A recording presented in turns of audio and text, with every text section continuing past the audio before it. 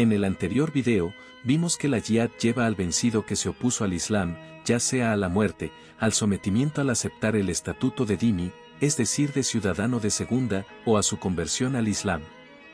De hecho, vimos que el estatuto de dhimmi suele ser extremadamente opresivo, con el fin de forzar la conversión. Un versículo que retrata perfectamente esta coacción puede encontrarse en Corán 9:5, también llamado versículo de la espada, pues en este pasaje se afirma, y cuando hayan pasado los meses inviolables, matad a los infieles donde quiera que los halléis. Sin embargo, los islamistas suelen afirmar que el Islam no obliga a nadie a convertirse. Y para argumentar esta afirmación, suelen referirse a algunos versos según los cuales no existe una obligación en convertirse al Islam.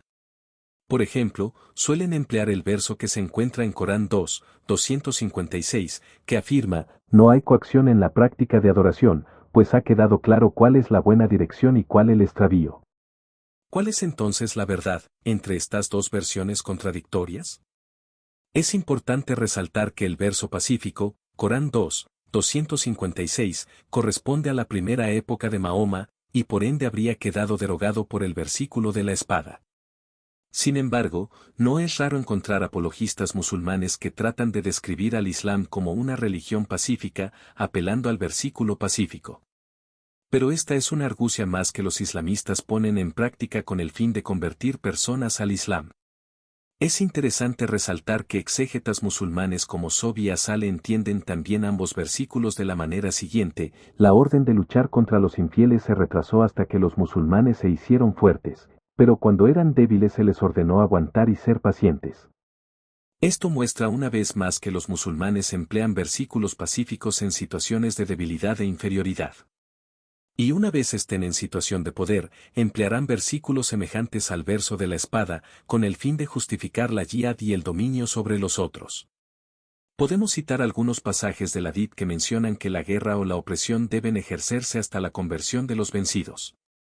Por ejemplo en Sahih Bukhari 6:60-80, citando Corán 3:110, se afirma el versículo, vosotros, los musulmanes, sois el mejor de los pueblos que se ha levantado para la humanidad.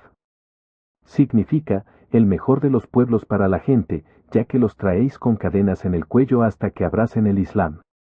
Esto significa que para el Islam, la guerra, el martirio y la opresión de aquellos que no siguen el Islam es un bien para ellos, y por ende los musulmanes que los matan y oprimen les hacen un bien, pues tarde o temprano deberían convertirse.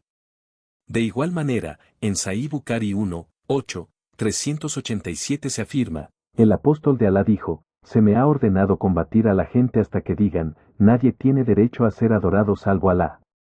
Y si lo dicen, rezan nuestras oraciones, se dirigen a nuestra qibla, hacia donde rezan los musulmanes, y matan como nosotros matamos, entonces su sangre y su propiedad serán sagradas para nosotros.